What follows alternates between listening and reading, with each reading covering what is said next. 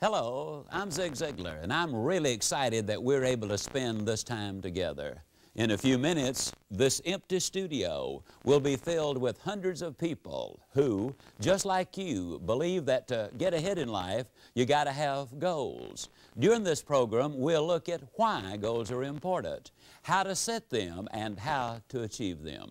The hour you spend with this tape may be the most important time you'll ever spend in your life. Now, join me and our studio audience as we take those first steps towards a happier and more productive life. Do this, and I'll see you at the top.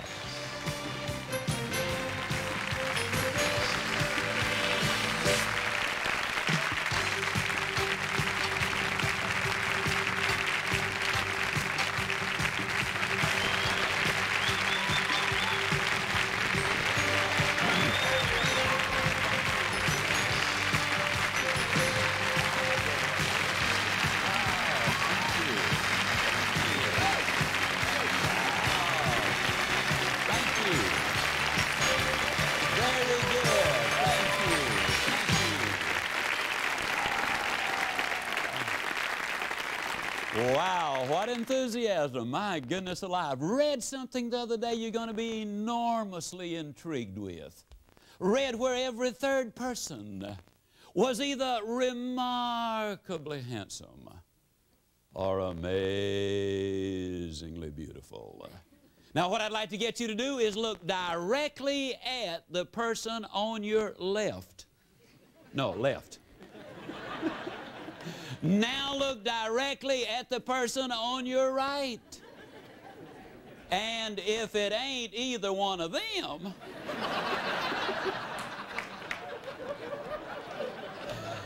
well, that ought to get us off to a good start here. Just as a matter of curiosity, how many of you have ever either heard me speak before or else this is your first time? Can I see your hands? Okay.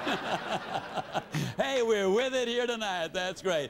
The name Howard Hill will probably ring a bell in the minds of some of you, but not all of you. Howard Hill was a good Alabama boy. He was an archer. Many people said he was the greatest of all time. He entered 287 archery tournaments. He placed first 287 times. As a youngster, I've seen newsreels of Howard Hill. I've seen him where they were filming him killing a Cape buffalo, the toughest of all game animals to bring down with a bow and arrow. He killed a bull elephant. He killed a large shark under about 15 feet of water. As a youngster, I've seen newsreels where from 50 feet he would shoot at a bullseye and split it precisely in the center. And then he would take his second arrow, and with the second arrow he would split the first one. An amazing demonstration of skill. Now, I have never shot the bow and arrow professionally, but I am an instructor par excellence. I think that's French, which means I'm really good. But I'm not absolutely certain of that. As a matter of fact, I am so good as an instructor of archery that I could spend 20 minutes with any man or woman in this audience this evening, and provided your eyesight is normal and your health is good, at the end of 20 minutes I would have you hitting the bullseye more consistently than Howard Hill could have hit it the best day of his life. Provided we had, of course, first blindfolded Howard Hill. And then turn him around a couple of times so he would have no idea in which direction he was facing. And you kind of snicker and you say, well, Ziglar, that's the silliest thing I've ever heard. Why, of course we could shoot better than him, because how in the world could a man hit a target he could not even see? That's a pretty good question. Here's one even better. How can you hit a target you don't even have?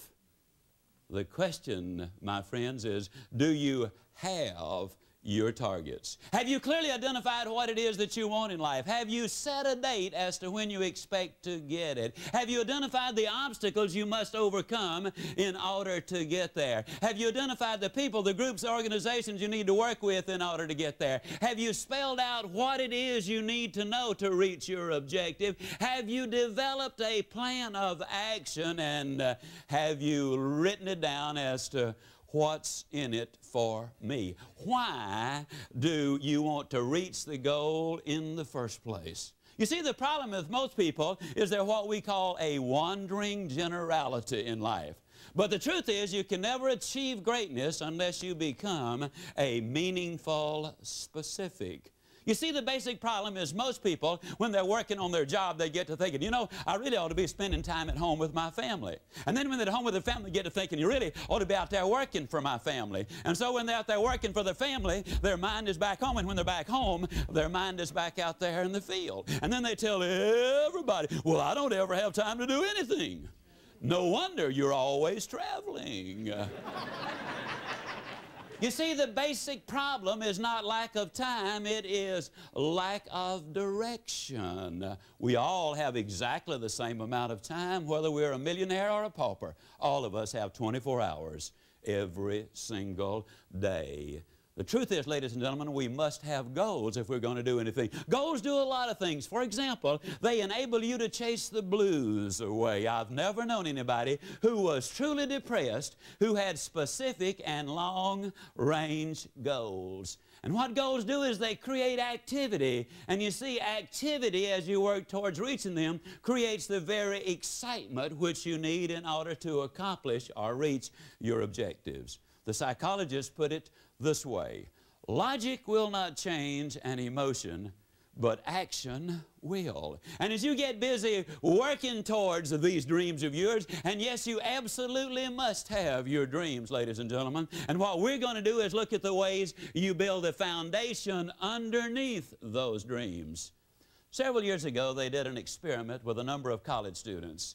And in this particular experiment, they let them go to sleep, and they hooked these brain machines up to them. With these brain machines, they could determine precisely within a matter of seconds when the student went to sleep. Then they could tell when that student started to dream. And as the student would start to dream, they would awaken him or her. And then they'd let them go back to sleep, and that is no problem, but when they started to dream, they would awaken them again. And with those brainwave machines, they can tell exactly when they start to dream. At the end of one night of this kind of treatment, many of the students were nervous and fidgety. At the end of 2 nights of this kind of treatment, where they had a reasonable amount of sleep, but no dreaming, they became very irritable and very short and very cross. At the end of just 3 nights of a reasonable amount of sleep, but no dreaming, they could tell that some of them were headed for some psychological difficulties. And so what they did was they aborted the experiment. Now, about 24 hours later, most of the students were back to normal. Within a week, all of them had returned 100%. But the experiment proved something very conclusively, and that's this: when you're asleep, ladies and gentlemen, you need your dreams. I'm here to tell you that when you're wide awake, you also need your dreams. You must have your goals. You'll never make it as a wandering generality. You must become a meaningful specific. If you're going to work tomorrow because that's what you did yesterday, you're not going to be as good tomorrow as you were yesterday, because now you're 2 days older and no closer to the goal which you do not have. You can't make it as a wandering generality.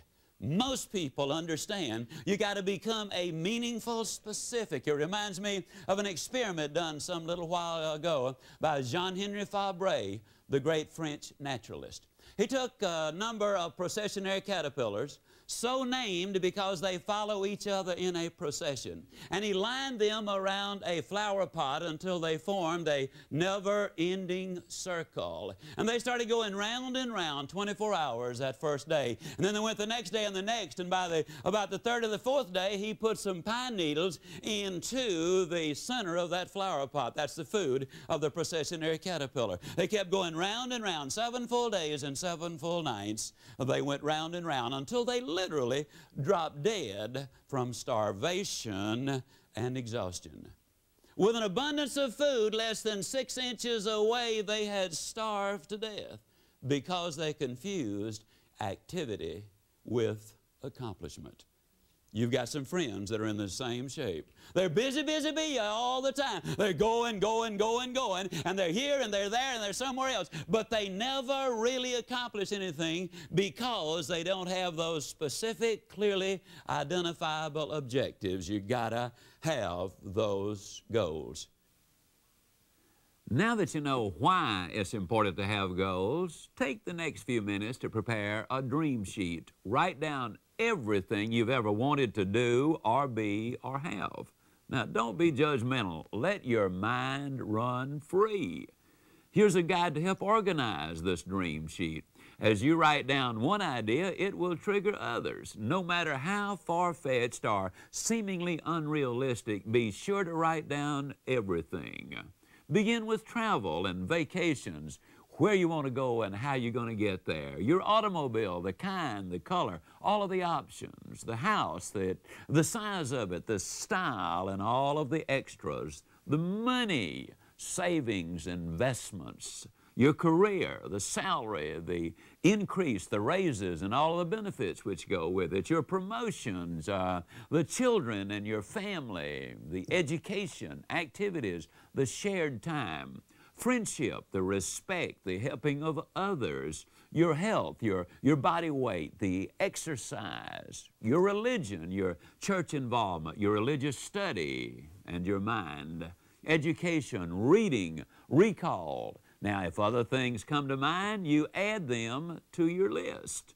Take your time to complete this list, and when you're finished, set it aside for 24 to 48 hours. At that point, get out your dream sheet again, and after each item, write why. Now, this is crucial. If you cannot clearly articulate in one sentence why you want to be, do, or have what you included on your list, it is not something you're serious about. So take it off. We'll get back to this later. Yet the truth of the matter is, 97% of the people in our great land never really set their goals in the proper light in the way that you're going to be taught during the course of this program. 97%. And one of the major reasons is because of a little thing called fear. Now, you spell fear, obviously, F-E-A-R.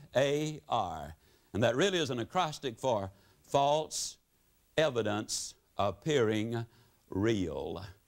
But if it appears real, ladies and gentlemen, it's real. For example, I could take this handkerchief and my finger and rob the bank in your town in all probability.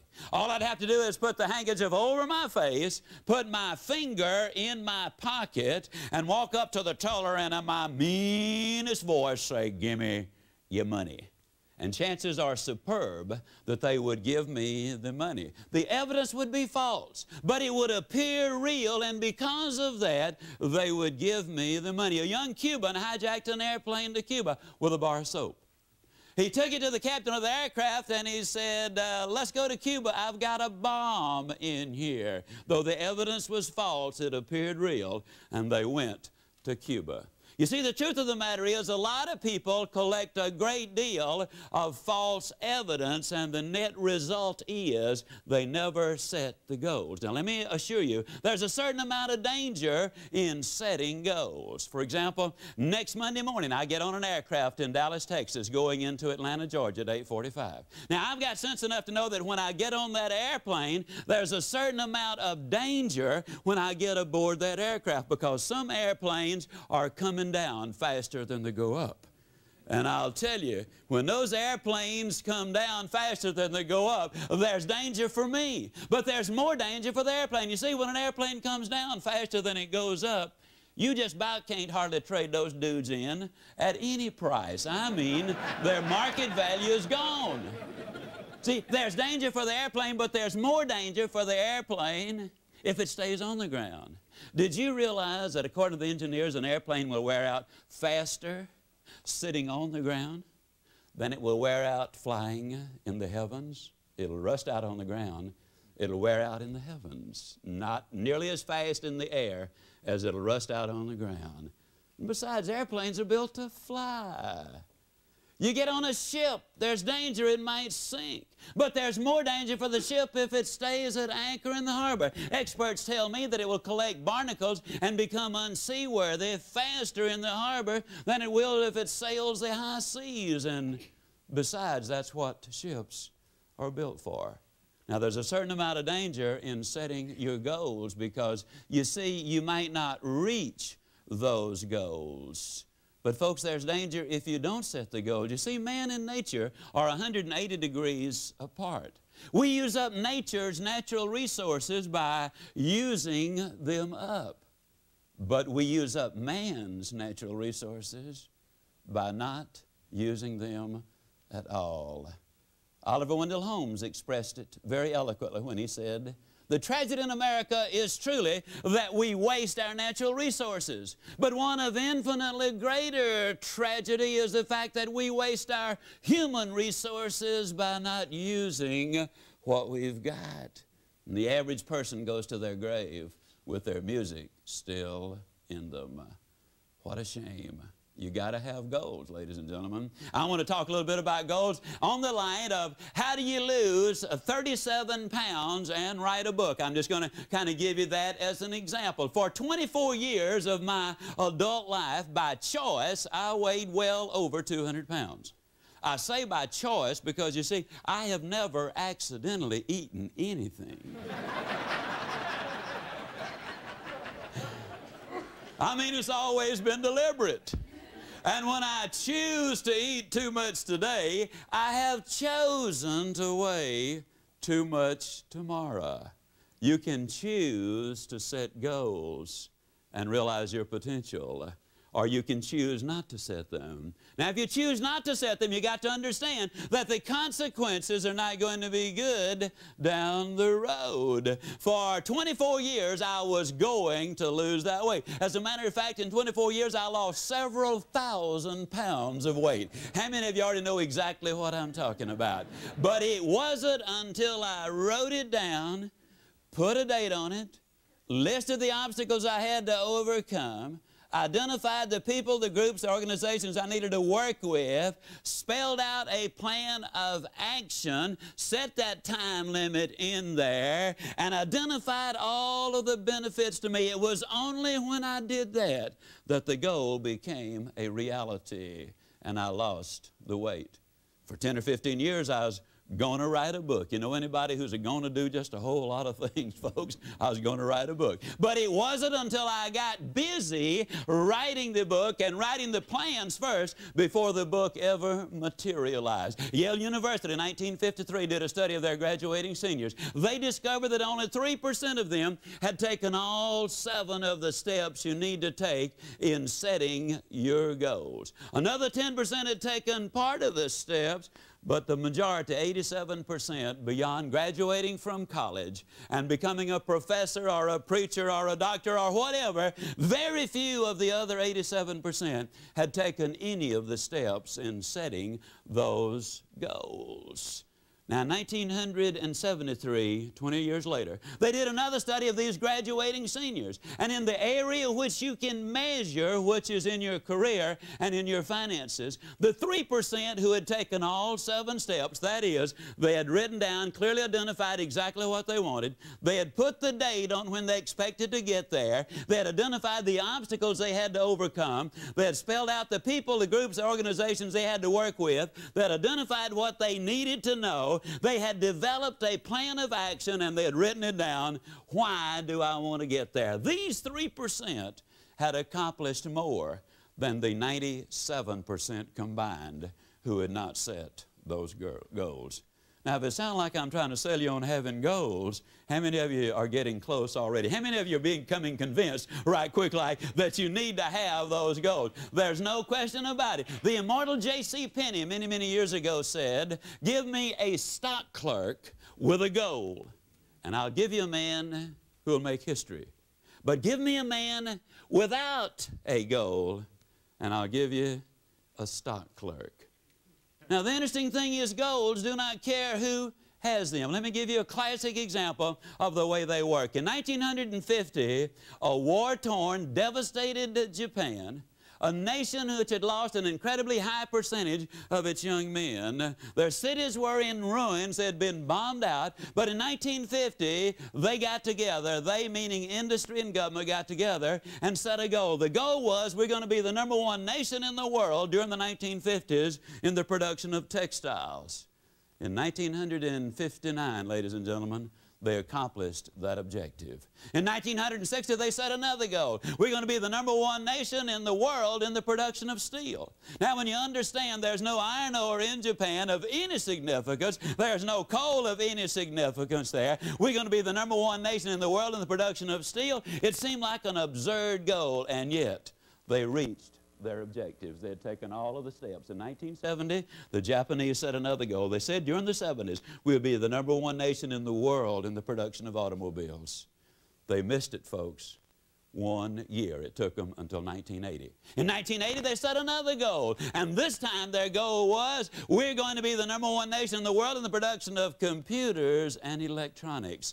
And they're working very, very hard to reach their goals. Yes, indeed, ladies and gentlemen, you absolutely must have those goals. You got to write them down. You got to put a date on it. You got to identify those obstacles. You've got to identify the people, the groups you need to work with. You got to find out what it is you need to know. You got to develop a plan of action, and you got to write it down. What's in it for me? Now, that's a formula that I have just given you, pure and simple. Now, if I were to ask you what 3 times 3 was, there isn't a person here who could not instantly answer it. But if I were to ask you what is 5,128 times 2,165, odds are enormous that very few of you could pop out the answer that quickly. But if I were to say to you, get your pencil and paper out, figure it out, then all of you could figure it out. Why?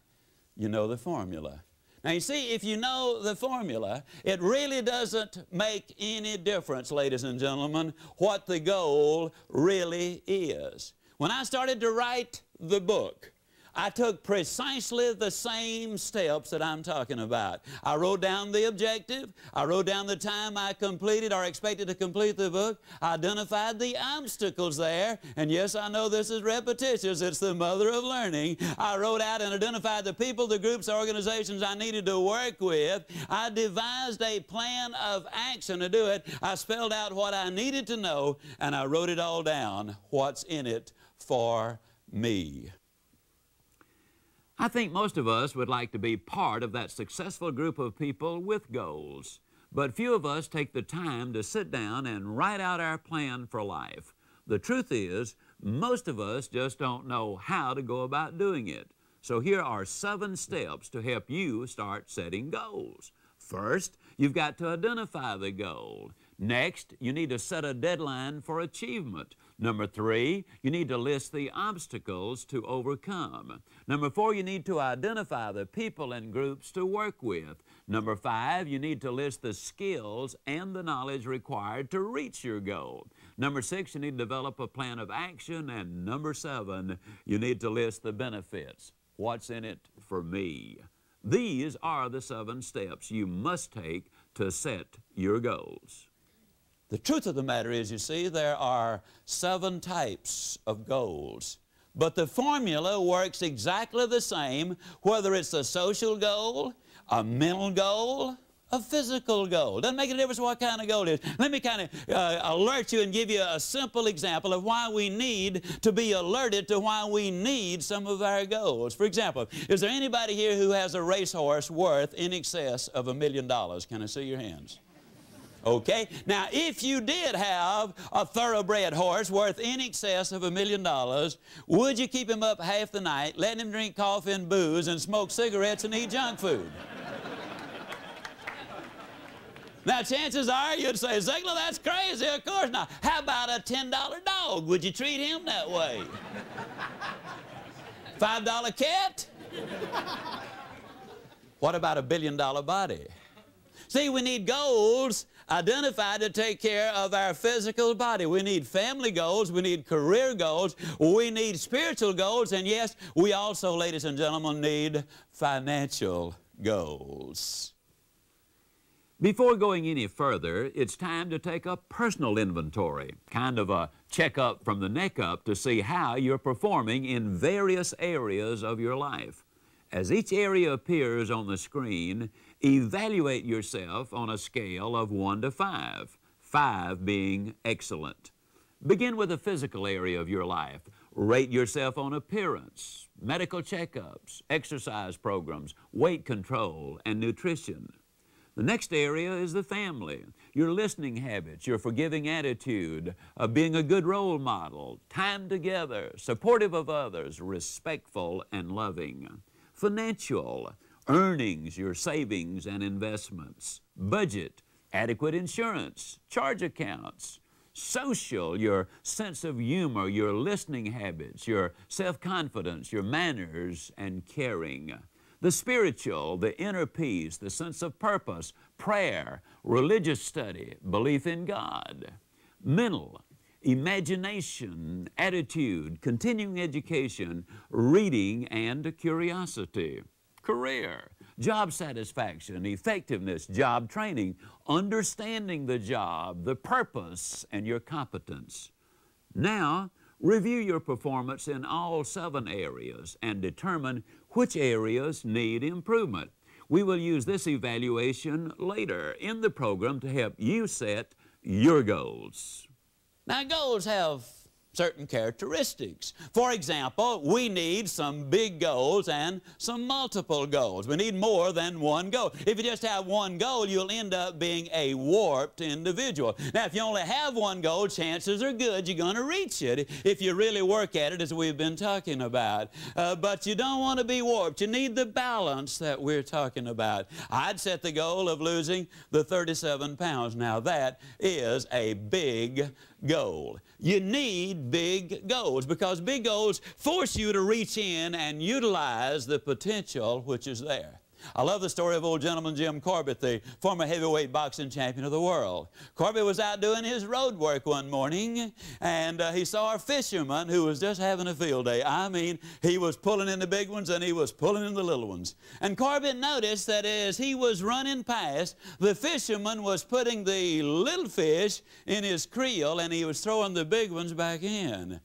He couldn't resist it. He walked over to him, ran over to him and said, "Mister," he said, "I've seen a lot of fishermen in my lifetime, but I believe you're the first one I've ever seen who threw the big fish back and who kept the little ones. Now, why in the world would you do a thing like that?"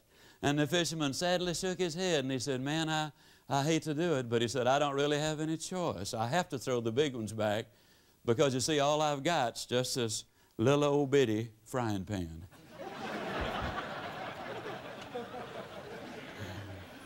Now, before you laugh too broadly, let me point out he's talking to you and about you.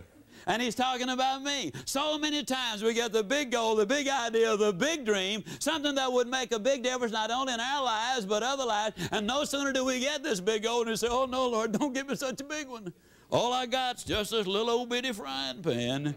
Give me a little one, just a little one. Don't make me stretch." Besides, you know, if the goal was any good, if the idea was any good, somebody else would already have thought about it. Just give me a little one. Folks, you got to have some big goals in life because it's the big goals which really make you reach in and use the resources which are at your disposal. And the resources you have are awesome. Emerson was absolutely right when he said what lies behind us and what lies in front of us pales in significance when compared to what lies within us. You've got within you the capacity to reach some of those big goals. Now, you need to follow the steps we're talking about because that makes them sensible and sound and logical. But we need some dreams. We need some big goals. One of my goals was to lose 37 pounds because I was sick and tired of being sick and tired, in a nutshell. Now, one of the toughest things I've ever done in my life was to discipline myself to get on that exercise program, requiring the jogging and requiring the dieting. Up until then, you see, my idea of exercise had been simply to fill the tub, take a bath, pull the plug, and fight the current. I mean, you know, that was it. And any way you cut it, folks, that really is not much of an exercise program. And I finally got on it, and I went to work to lose that weight. Now, it took 10 months. That was a big goal. It was a goal which made a definite difference in my life. Writing the book was a big goal. It made a definite difference in my life. Now, you got to have some long-range goals as well, ladies and gentlemen. Now, I don't want to be negative. Matter of fact, I'd be like the little boy who came home from school one day and said, "Dad, I'm afraid I flunked the arithmetic test." His dad said, "Son, that's negative. Be positive." He said, "Dad, I'm positive I flunked the arithmetic test."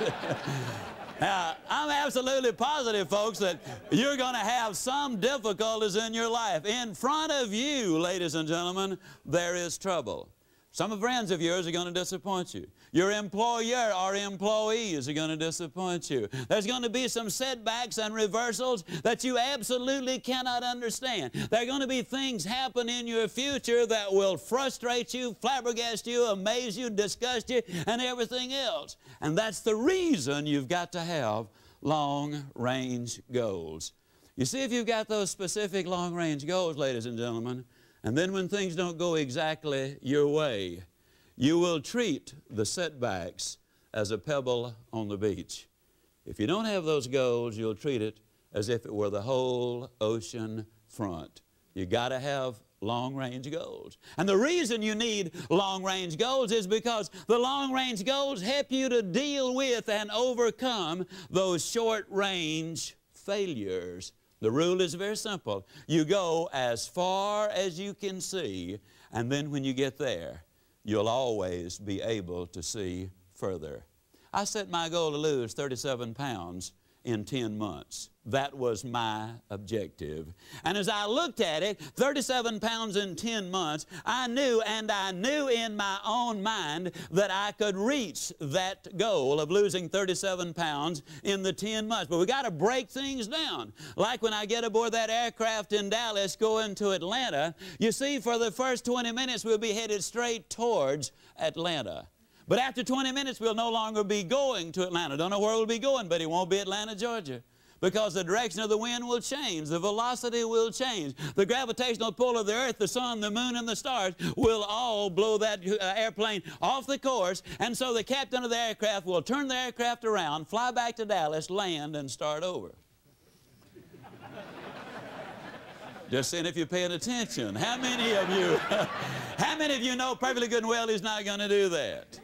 He's going to make a different heading, is he not? He's going to change the course. You see, when you have those long-range goals, a lot of times things happen to you. Well, you don't abandon the goal. As my younger brother, Zig Ziglar, says, you don't change your decision to go. You simply change your direction in order to get there. See, we can't always predict what's going to be out there. When I set the goal of losing the 37 pounds in 10 months, I broke it into 10 parts. 10 months I was going to do it. That's 3 7/10 pounds per month. Now, folks, I knew I could lose 3 7/10 pounds a month. You see, that's less than a pound a week. I knew that I could lose 3 7/10 pounds a month. As a matter of fact, I was so certain that I could that I didn't even bother to get started the first 28 days.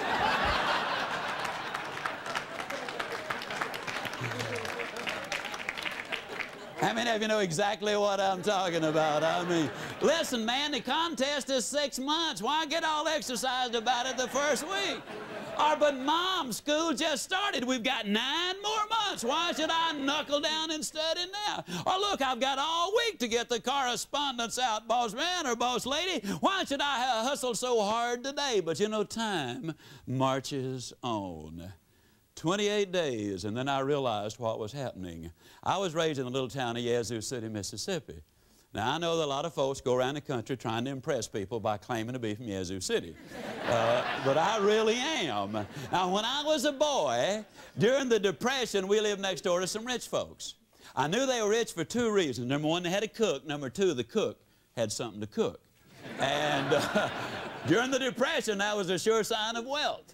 I was over there for lunch one day, as I tried to be every day. And now don't misunderstand that. Even though there was a depression on, we certainly had plenty to eat at my house.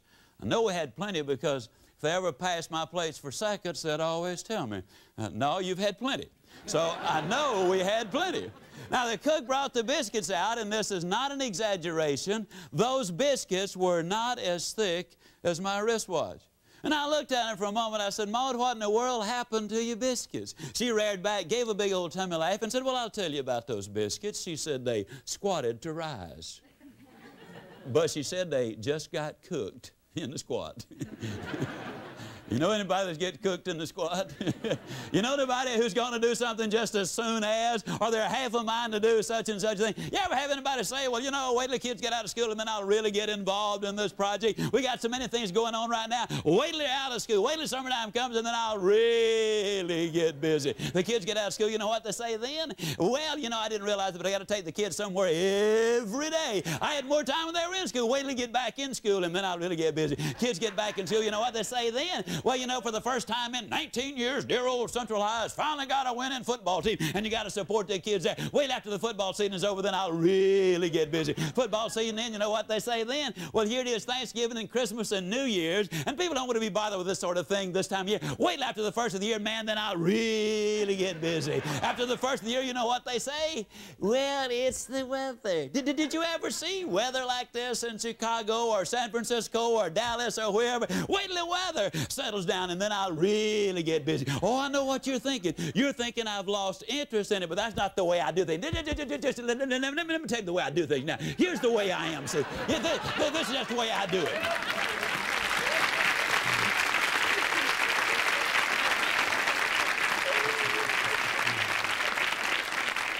See, the way I do things is I get everything organized. I get it lined up. I have everything in just such and such order. And then, man, once I get it all put together, that's when I really get after it. I mean, that's just the way. I've always been that way. Do things that way. I know some of these other folks are ahead of me right now, but you just wait. I'll catch them. But this weather, it is just so horrible. Wait till it clears up. And the weather clears up, you know what they say then? Well, here it is. It's Easter time. And Easter time, you know, that's a family time, and we always spend a lot of time together. And you said so yourself. The family is extremely important to you. You do the work for the family, and if you can't spend some time with them, you might as well not do all of the work. I mean, wait till after Easter's over, then I'll really get busy. And then after Easter, you know what they say? At long last, we've got some beautiful weather. And I haven't hit a golf ball or wet a hook and I don't know when. Man, I got to have some R&R. I got to have some rest and relaxation. And you know, you say if you can't work all the time, I mean, an individual needs some time with themselves. Wait till I relax a little bit, and man, then I'll really get after it. And finally, they get after it a little bit, you know, or when they have the fun and relaxation, then they say, well, it's almost time for the kids to get out of school. And that's where we came in. As we'd say down home, folks, you can put this in your pipe and smoke it, because it's the truth.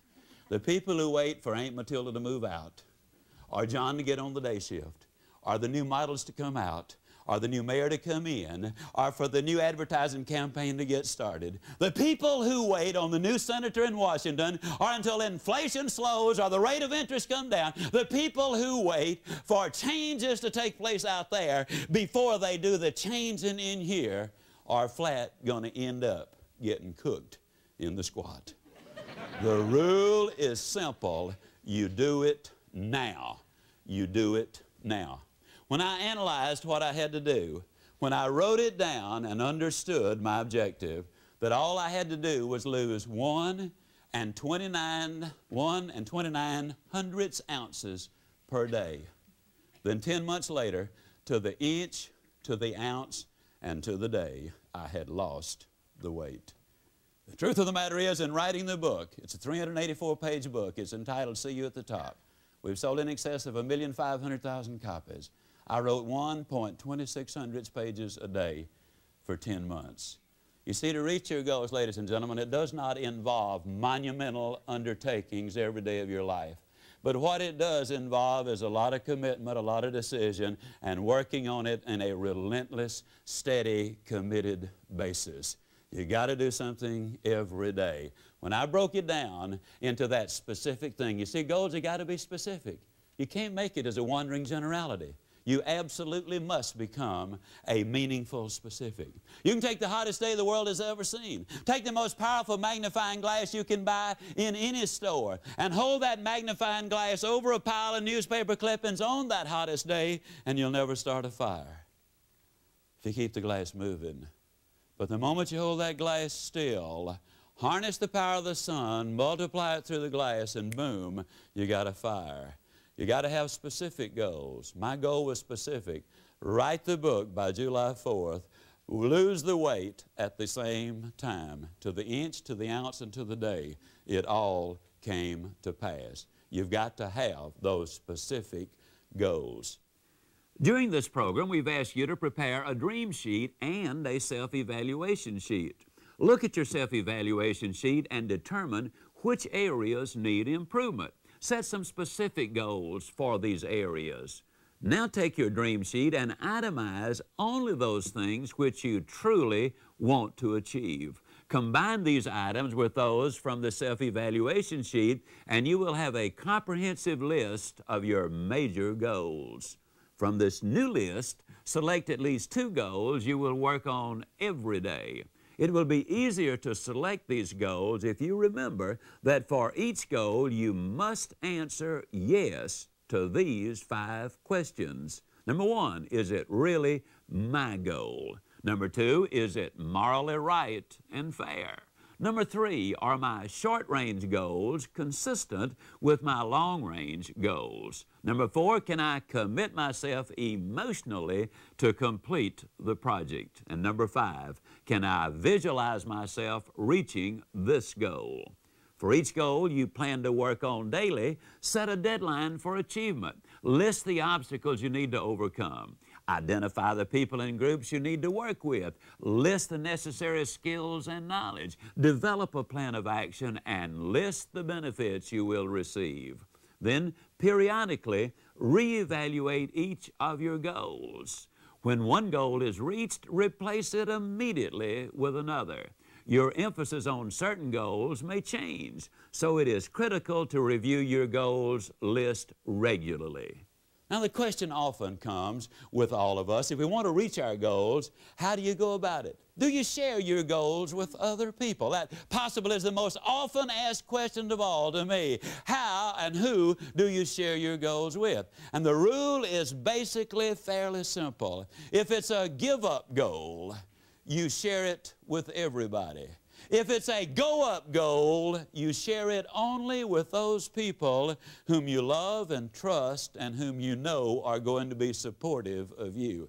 Now, for example, a give-up goal, if I'm going to give up eating too much, or drinking too much, if I'm going to give up smoking, if I'm going to give up cussing, if I'm going to give up being mean and nasty and ornery, any of the give-up goals like that, I want to share it with other people because others are supportive and they will encourage you in that. But for example, if you're a salesperson and your goal is to be the #1 sales lady in the organization or the #1 salesman in the organization, and you go to another one of the sales ladies and say, hey, I'm going to be #1 sales lady in this whole organization this whole year. And that lady's objective was to do the same thing. Do you think she's going to say to you, yeah, you can sure do it, when all the time she's wanting to do it? But if you go home and tell your husband or your wife, yes, indeed, I'm going to be #1 this year, you'll get the encouragement and the support there, which is so extremely important. Yes, you really have to have that understanding of goals. If they're give-up goals, share them with everybody. If they're go-up goals, share them only with the people whom you know will give you the support. Want to reach your goals? You got to make a commitment. Now, one of the basic problems in life is so many people do not make commitments. When I was losing that weight, one of the toughest things I've ever done in my life was continue to deny myself the food which I so dearly love, especially the sweets. And it was really tough to get involved in all of that jogging. But I had made a commitment. And because the commitment was made, I really decided I was going to stay with it. I had another commitment. When I wrote the book, one of the first things I put in there was that I weighed 165 pounds and that I had a 34-inch waistline. I had it typeset. Now, at the time I put that in there, I weighed 202 pounds and had a 41-inch waistline. Now, the reason that's important is very simply this. I could not get a publisher to publish the book initially for me. Later is no trouble, but initially I could not. I had to publish the book myself. And in there, I decided to order 25,000 copies. A friend said, if you sell 25,000 copies, you got yourself a bestseller. So I ordered 25,000 copies of the book. Now, let me tell you something about books. The first copy costs you more than the next 24,999. And those 24,999 ain't cheap. I'm talking about a whole bunch of money. Now, I made a financial commitment to buy those books. I also had written in there that I weighed 165 pounds. Now, let me tell you something about human nature. If I tell you one lie and you catch me in it, from here on in, everything I say, you're going to put a question mark after it. If you tell me a lie and I catch you in it, from here on in, everything you say to me, I'm going to put a question mark in it. In my book, I wrote I weighed 165 pounds. I had 25,000 copies of the book. Now, you can imagine what would happen if I had not lost the weight. Now, I got a warehouse full of books, saying I weigh 165, and I come waddling out at 202. And your next question would be, I wonder what else he lied to me about. Friends, I made a commitment. There is no question about it. You got to make a commitment. And you got to understand something which is extremely important, and that is that your vocabulary makes a great deal of difference in your success in life.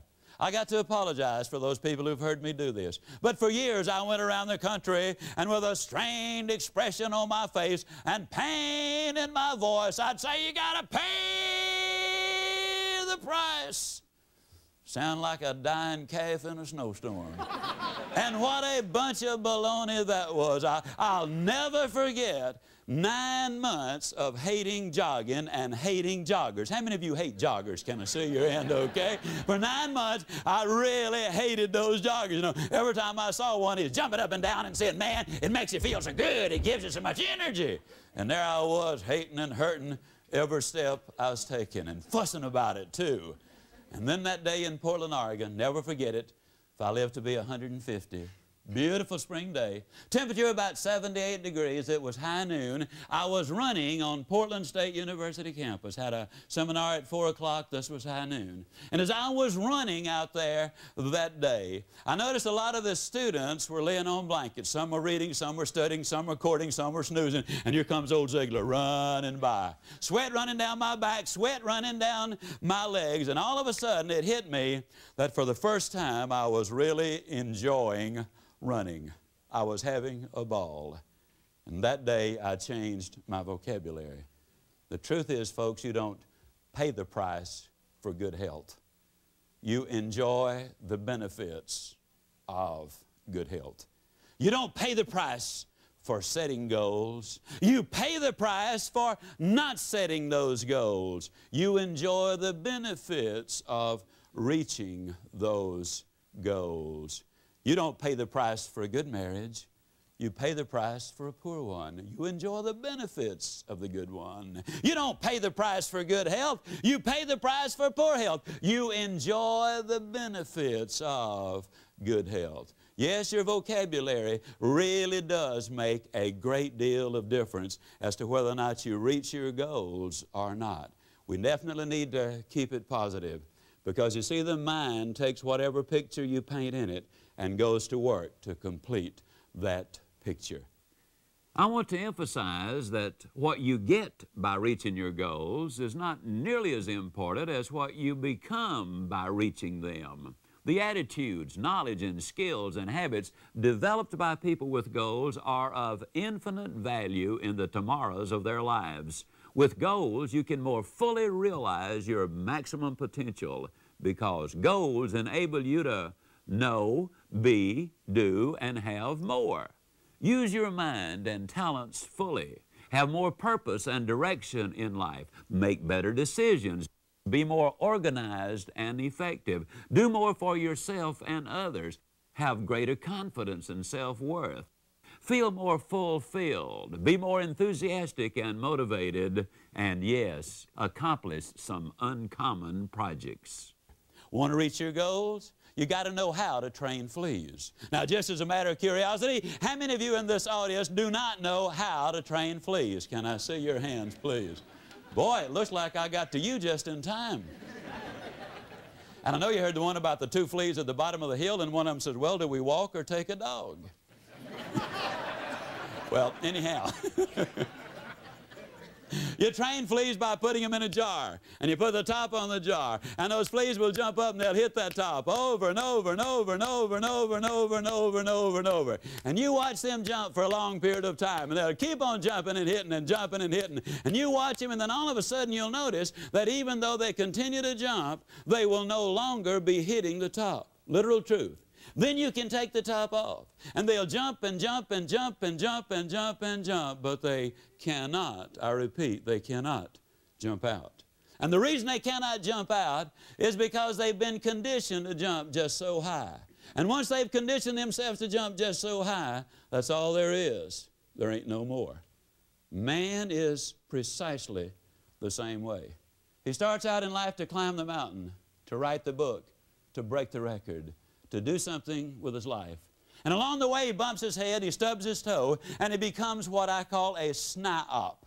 Now, a sniop, and that is spelled S-N-I-O-P, is a person who is susceptible to the negative influence of other people.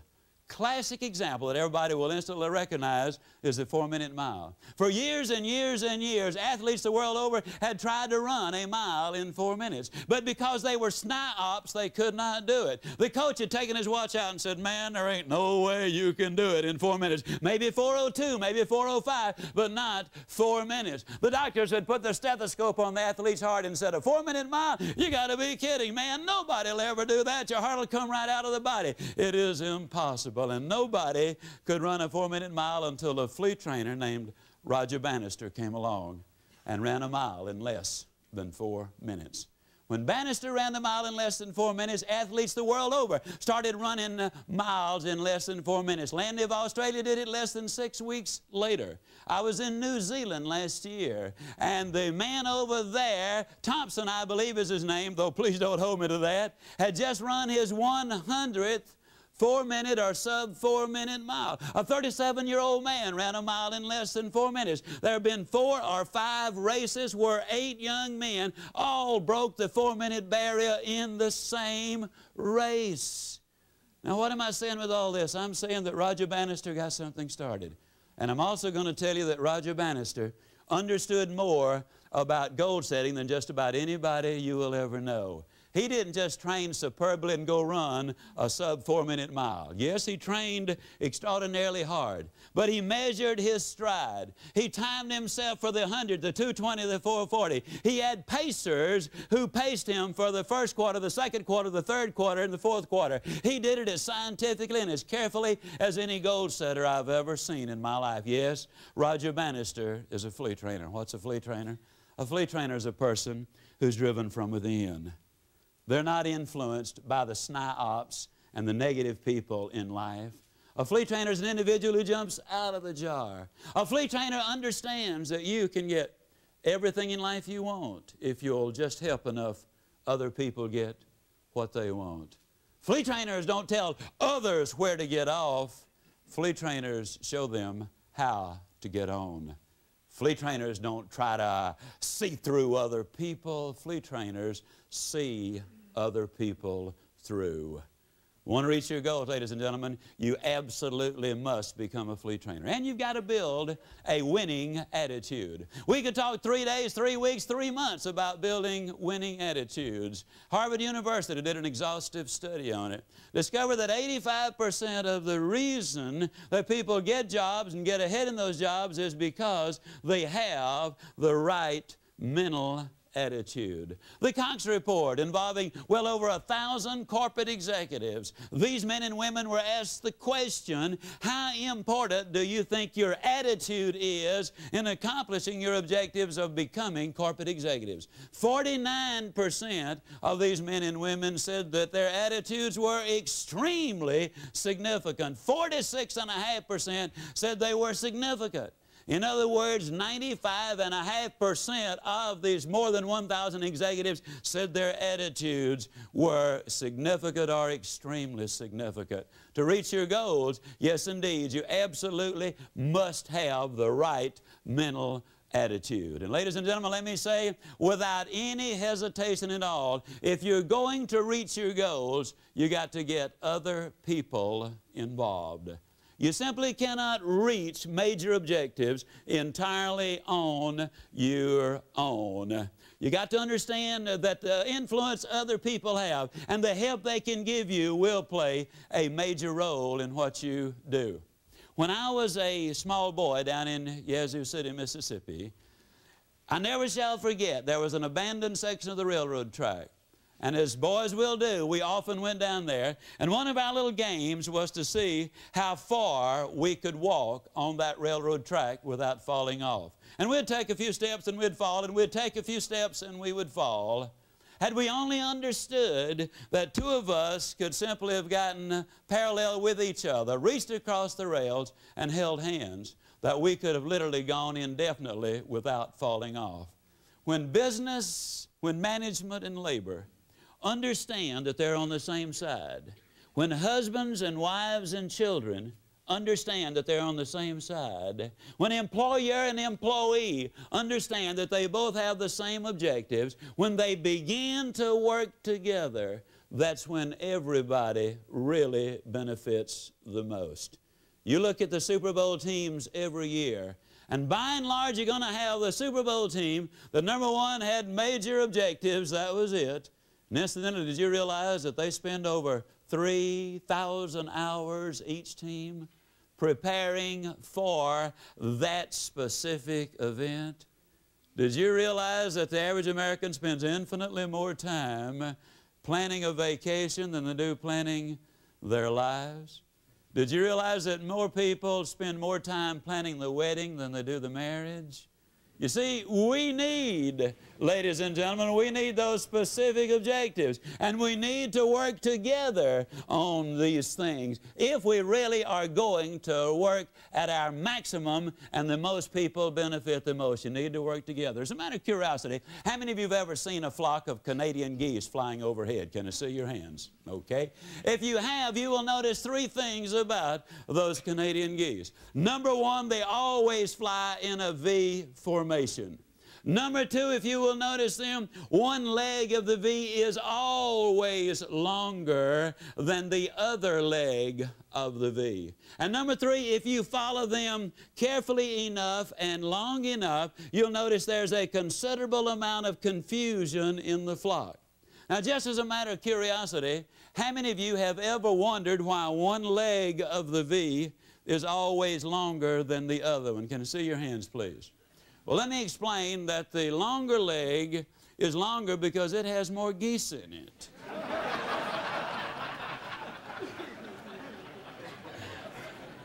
You know, I don't know why, but that silly thing just really grabs me. I can't wait.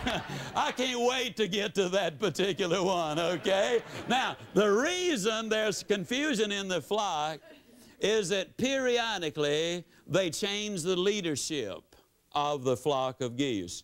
Now, the reason they fly in a V formation is because in wind tunnel tests, they've discovered that the flock of geese can fly 63% further than the individual goose could fly. What they do, the lead goose, in fighting the headwind, creates a partial vacuum off either wing, and those other geese are flying in a partial vacuum. He grows tired very easily or more quickly than the others, and so they replace leadership real often to give the leader a rest. But by working together, they can fly 63% further. In reaching your objectives, yes, indeed, you really do need to work with other people. If you're going to reach your goals, ladies and gentlemen, you got to get in shape. Now, I want to emphasize something here which I believe is enormously important. In order to reach all of our goals, we need to get in shape spiritually, because that is a very definite factor in our life. We have spiritual goals, but we need spiritual help a lot of times to reach all of the other goals. It requires study. It requires prayer. It requires involvement there. We need to get in shape physically, ladies and gentlemen, because I don't care what your objective is. I can share this with you without any reservation. When I got in shape physically, I was able to do a lot more things with my career because the energy level increased rather dramatically. I have far more energy now than I had when I was 25 years old.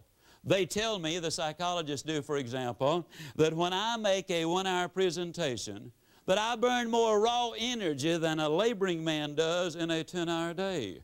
So when I do 6 and 8 hours a day, or even 3 or 4 hours in a day, or even 1 hour in a day, I have burned some energy. As you can tell, I speak at about 280 words a minute with gust up to about 550. I mean, you know, I burn some energy. I move it on out.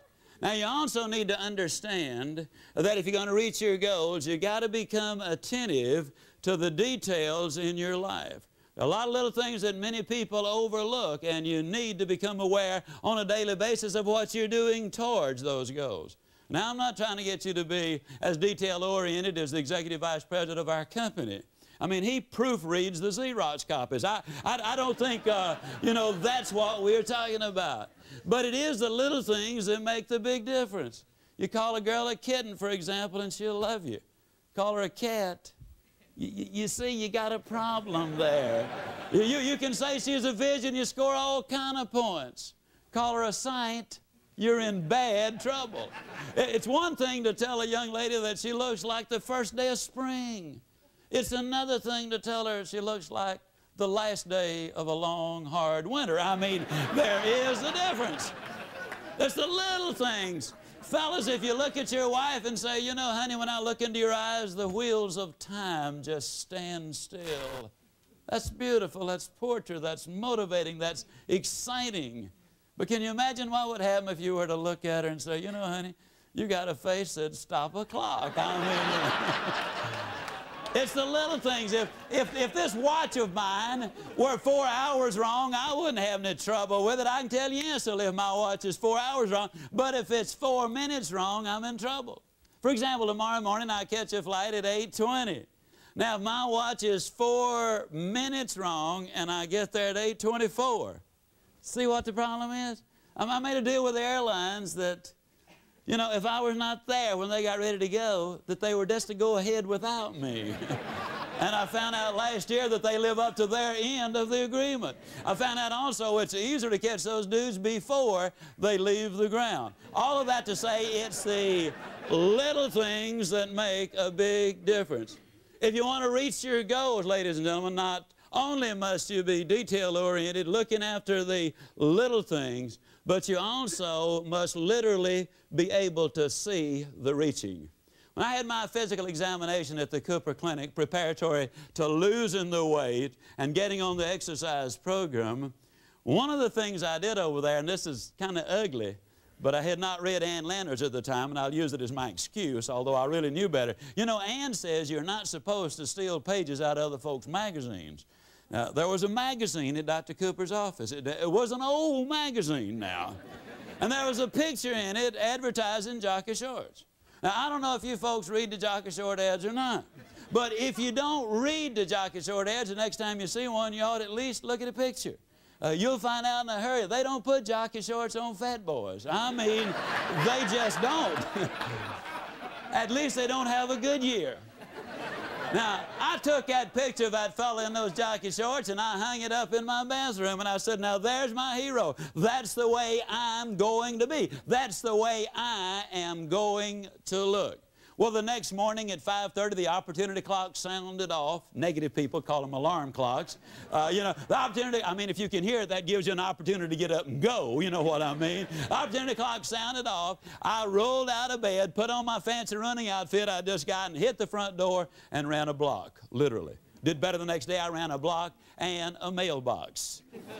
Did better than that the next day, I ran a block and 2 mailboxes. I'll never forget what happened. Then finally one day I ran a half a mile, then 2 miles, then 3, then 4, then 5.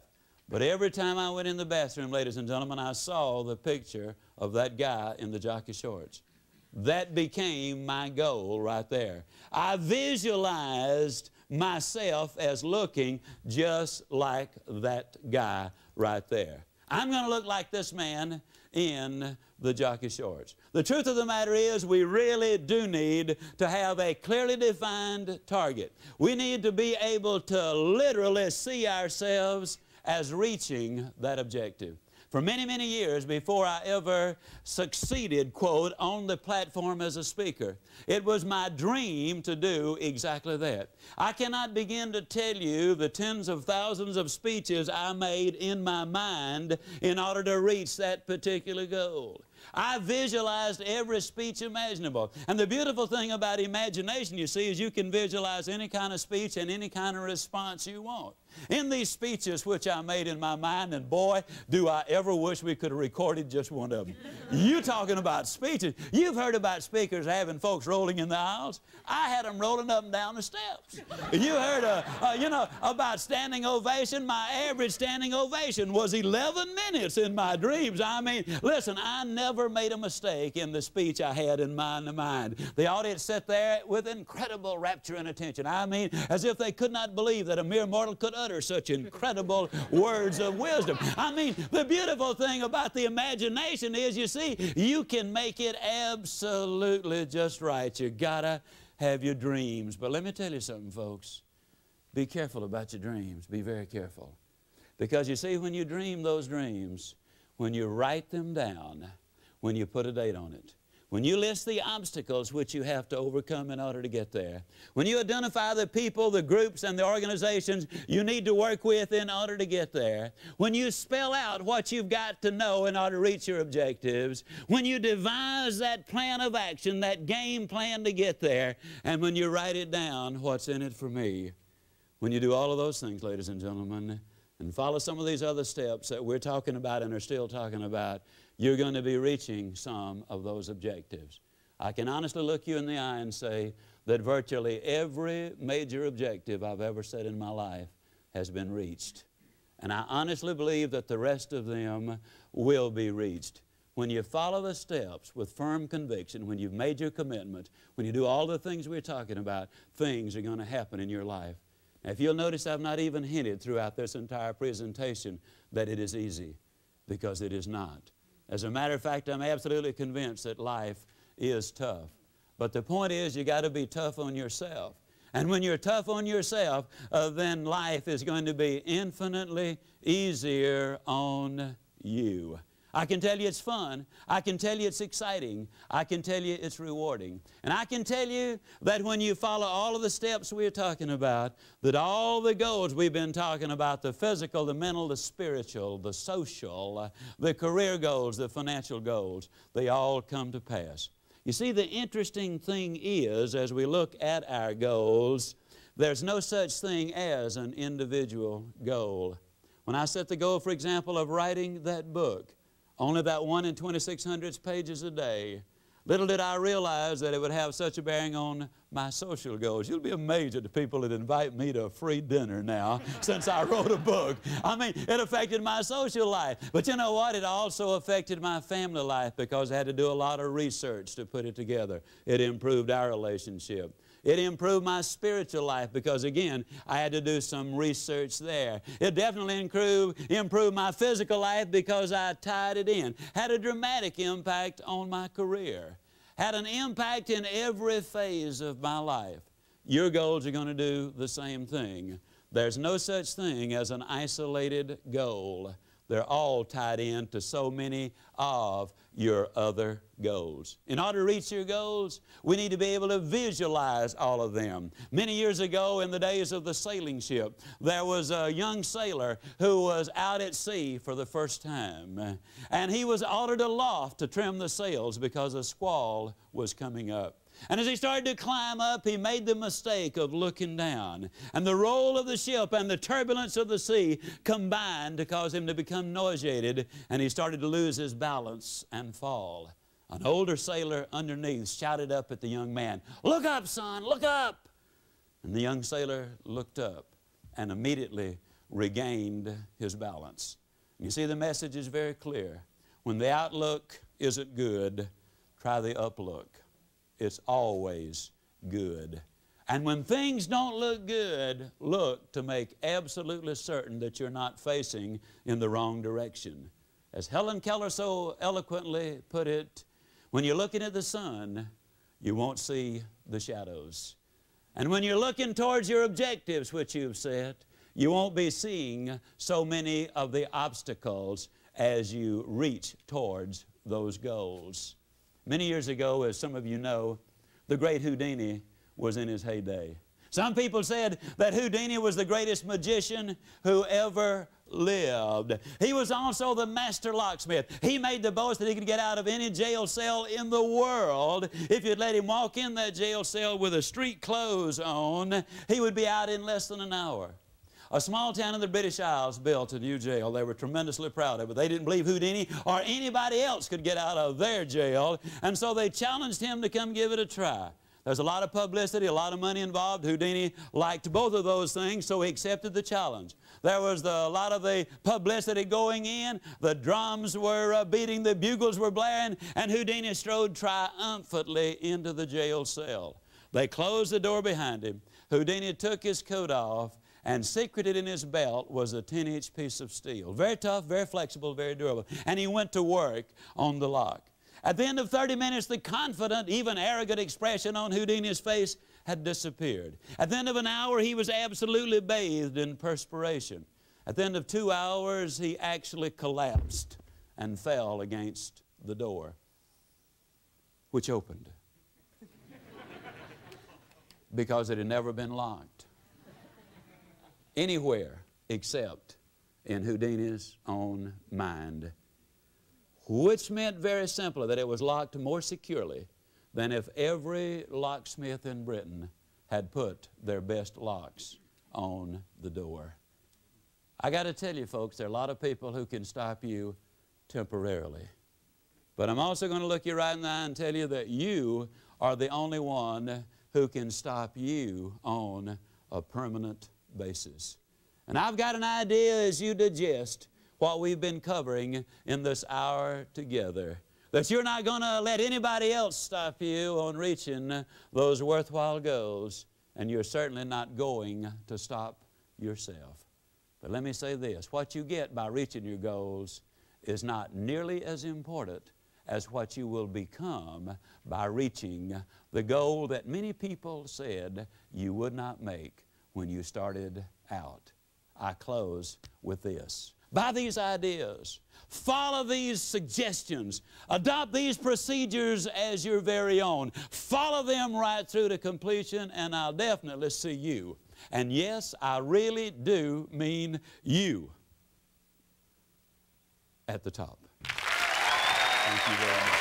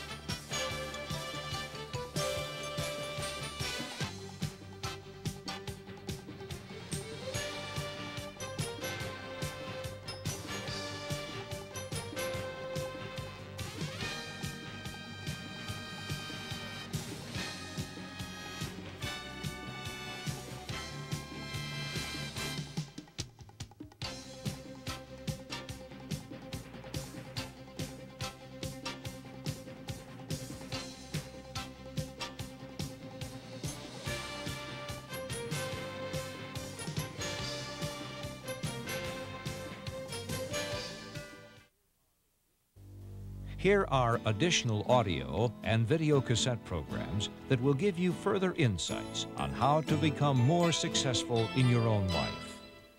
To complement this video program by Zig Ziglar, here is a 6-cassette audio package, See You at the Top. Zig is at the top himself, and he shares with you his message, Don't give in to life, dig in. Zig speaks to you as if you were a guest in his living room and shares the secrets of getting everything you want in life. Zig Ziglar, See You at the Top, a must for your audio cassette library. Dennis Waitley reveals the systems and strategies for always finishing best in this 6-cassette audio program, The Double Win. Be a better parent, strike better business deals, and feel better about yourself in everything you do after listening to The Double Win with Dennis Waitley. In his 6-cassette audio program, Tough Times Never Last, but Tough People Do, Dr. Robert Schuller shares with you his experiences as he provides a blueprint to turn what seem like hopeless situations into stunning success stories. Tough Times Never Last, but Tough People Do, a must for your library. For the first time on video cassette, Leo Buscaglia opens his arms and his heart to you and your family in this wonderfully inspirational message entitled The Politics of Love. Join Leo as he faces an audience of more than 10,000 and embarks upon an hour full of love, laughter, tears, and hope. For more information on any of these albums and for a free catalog of all of the Nightingale Conant audio and video cassette programs, write Nightingale Conant Corporation, 7300 North Lehigh Avenue, Chicago, Illinois, 60648, or call 1-800-323-5552.